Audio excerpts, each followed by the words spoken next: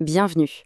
On va se pencher aujourd'hui sur une réflexion de l'auteur Laurent Bilger, qui met le doigt sur une angoisse assez collective en ce moment, l'intelligence artificielle qui écrit. Sa thèse est assez provocatrice, notre obsession à vouloir savoir si un texte vient d'une IA ou d'un humain, c'est peut-être une impasse totale. Et c'est cette idée qu'on va décortiquer ensemble. Alors, on y va. Cette question, franchement, on la voit partout, tout le temps. Elle plane au-dessus de chaque article, de chaque publication. C'est devenu une sorte de réflexe, le soupçon permanent de notre ère numérique. Mais au fond, qu'est-ce qu'elle révèle, cette question? Pour Laurent Bilger, la réponse est claire. Cette question est un piège. Une espèce de panique morale qui nous fait regarder ailleurs, loin des vrais problèmes. Parce qu'en se focalisant sur le qui a écrit, on oublie complètement de se demander pourquoi c'est écrit et surtout quel effet ça produit. On joue au détective au lieu de s'engager avec les idées. Pour bien piger en quoi c'est une impasse, il faut d'abord casser un mythe qui a la vie dure. Le mythe de l'écrivain, seul, face à sa page blanche, qui crée à partir de rien. C'est une image très romantique, mais qui est en grande partie fausse. Cette citation le dit parfaitement. Écrire, en réalité, ça a toujours été dialoguer. Dialoguer avec d'autres livres, d'autres auteurs, d'autres idées. C'est une sorte de collage, de remix. L'idée même d'un texte qui serait pur, créé sans aucune influence extérieure, eh bien ça n'a jamais vraiment existé. Et puis, il y a un autre truc qu'on a tendance à oublier. L'écriture a toujours été un acte technique. Penser que l'IA vient corrompre l'écriture, c'est oublier que le stylet, la plume, la machine à écrire, le clavier, tout ça, ce sont des technologies qui ont façonné notre manière d'écrire. Le geste créatif dépend de ces outils. Réfléchissez-y 2 secondes. Quand on utilise un dictionnaire, un correcteur orthographique, quand on fait une recherche sur Google pour vérifier un fait, ou même quand on demande à un proche de relire notre texte, ce sont toutes des formes d'assistance, non? Et ça ne choque personne, ça fait partie du processus. Et c'est là qu'est tout le paradoxe. Tant que l'aide vient d'un humain ou d'un outil simple, tout va bien. Mais dès que l'assistance est le fait d'une machine, d'une IA, alors là, c'est la panique générale. La même aide extérieure devient tout à coup une sorte de tricherie, de faute morale. Mais est-ce que c'est vraiment logique? Du coup, cette obsession de l'origine, elle se transforme en ce que Bilger appelle très justement une chasse aux sorcières contemporaines.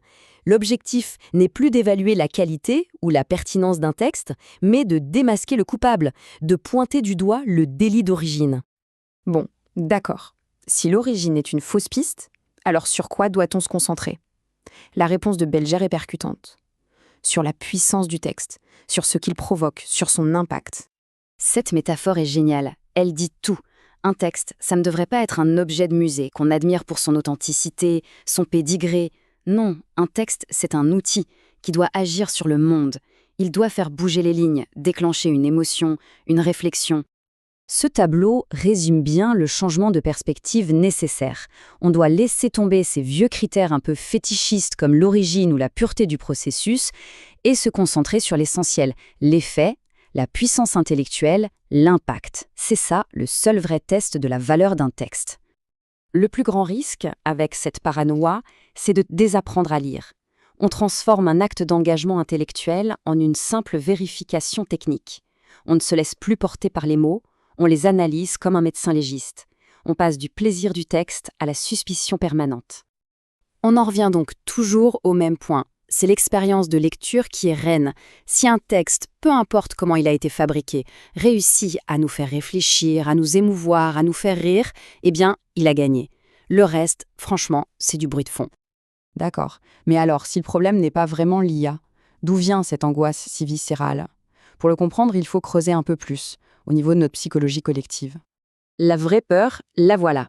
Ce n'est pas tant l'outil qui fait peur, c'est ce qu'il représente, la fin possible du monopole de l'humain sur la création. La fin de l'illusion confortable selon laquelle nous serions les seuls à pouvoir produire du sens, de l'art, du langage. C'est une véritable blessure narcissique. Historiquement, on en a déjà connu. Copernic nous a retiré le centre de l'univers, Darwin nous a rapprochés de l'animal, Freud du subconscient. Et aujourd'hui, l'IA s'attaque à un de nos derniers bastions, la création symbolique. Et oui, ça fait mal. L'analogie de Laurent Bilger est saisissante. Notre rapport au texte devient clinique. On ne s'y plonge plus, on les passe au crible, comme s'ils étaient des échantillons potentiellement contaminés. Le lecteur se transforme en une sorte d'expert en test PCR textuel. C'est un peu triste, non? Alors comment on s'en sort? En changeant complètement notre fusil d'épaule. Il faut passer d'une éthique de l'origine, qui est une impasse, à une éthique de l'usage. la différence est fondamentale.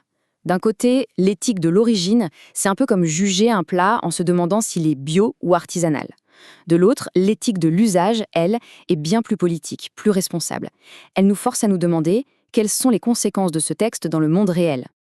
Et voilà donc les questions qui devraient vraiment nous obnubiler. Pas qui a écrit, mais plutôt pourquoi ce texte existe, à qui profite-t-il, qui est-ce que ça arrange, quel pouvoir est en jeu, et finalement, quel genre de monde ce texte contribue-t-il à créer. C'est ça qui compte. C'est en posant ce genre de questions qu'on sort enfin de la panique et qu'on entre dans la complexité. Le vrai débat, ce n'est pas pour ou contre l'IA, c'est plutôt, maintenant qu'on a ces outils, comment on fait pour construire un monde de la parole qui soit plus juste, plus éthique et plus responsable. Finalement, la question posée par l'IA est bien plus profonde et vertigineuse que celle de l'authenticité d'un simple texte. Elle nous oblige à nous regarder dans le miroir et à réinterroger nos propres définitions, nos certitudes. Ce n'est pas la machine qui est en crise, c'est peut-être notre propre idée de l'humanité.